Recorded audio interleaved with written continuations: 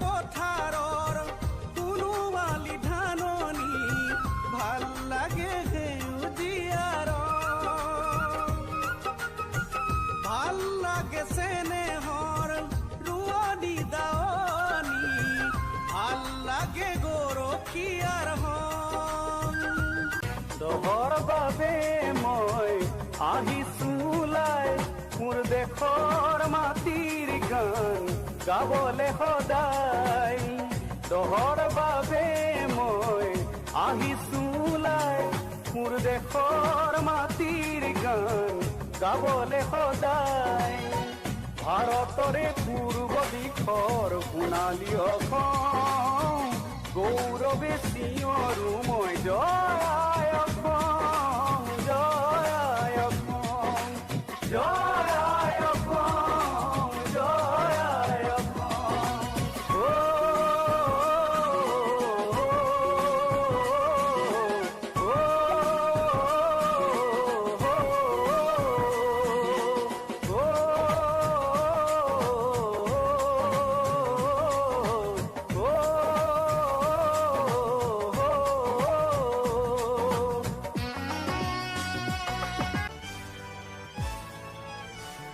সিদিনা বেলিৰ কথা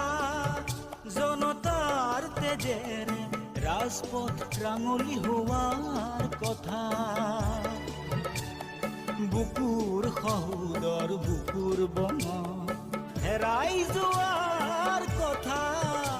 এই কাল নিশাৰ কথা তুমিওতো জানা সেই কথা তুমিওতো জানা সেই কথা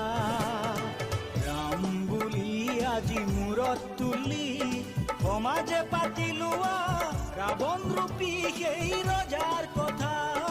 ৰাৱণ ৰূপী সেই ৰজাৰ কথা সিদিনা বেলিৰ না ভালে লাগিছে আচলতে অনুষ্ঠানটিয়ে যি মোক মৰম যাচিব বিচাৰিছে সেই মহান শিল্পীজনৰ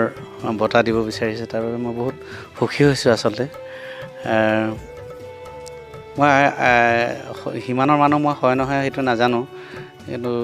জীৱনৰ তেওঁলোকে কোৱা মতে জীৱনৰ যিবিলাক দেশপ্ৰেমমূলক গীত গোৱাৰ বাবে তেওঁলোকে মোক চিলেক্ট কৰিছোঁ বুলি তেওঁলোকে কৈছে সেয়ে যদি সঁচা হয় তেতিয়া মোৰ ভালে লাগিছে 23 নৱেম্বৰ তাৰিখে মোক বঁটাটো প্ৰদান কৰিব ভূপেন হাজৰিকা উদযাপন সমিতি অহা অষ্টম বাৰ্ষিক যি ভূপেনদাৰ মৃত্যু বাৰ্ষিকী আছে এই অষ্টম মৃত্যু বাৰ্ষিকীত নগাঁও জিলা কামপুৰত প্ৰতি বছৰে এগৰাকীকৈ মহান শিল্পীক আমি বঁটা প্ৰদান কৰি আহিছোঁ এই বঁটা প্ৰদান এই বৰ্ষত মনোনীত হৈছে অসমৰ জনপ্ৰিয় কণ্ঠশিল্পী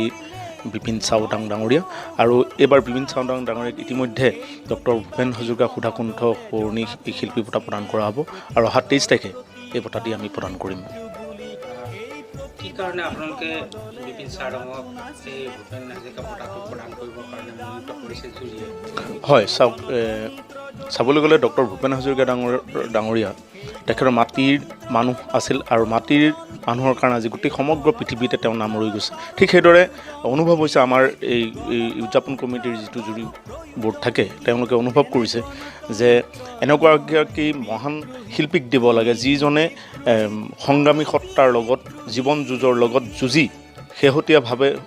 তেওঁ যিখিনি জনপ্ৰিয়তা অৰ্জন কৰিছে তেওঁৰ মনৰ যিটো সৰলতা আৰু তেওঁৰ গানৰ যি শৈলী সেইখিনিৰ ওপৰতে মানে বিবেচিত কৰি ইতিমধ্যে তেখেতক এই বৰ্ষৰ 2019 বৰ্ষৰ এই বঁটাটো প্ৰদান কৰিব আমি ডক্টৰ ভূপেন হাজৰিকাৰ দেৱৰ যি সুধাকণ্ঠ বঁটা এই বঁটাটো প্ৰদান কৰিবৰ কাৰণে অহা 23 তাৰিখলৈ তেখেতক নিমন্ত্ৰণ কৰিবলৈ আহিছোঁ আৰু নিমন্ত্ৰণী ইতিমধ্যে যিটো নীতি নিয়ম অনুসৰি তেওঁক আমি পত্ৰ প্ৰদান কৰিছোঁ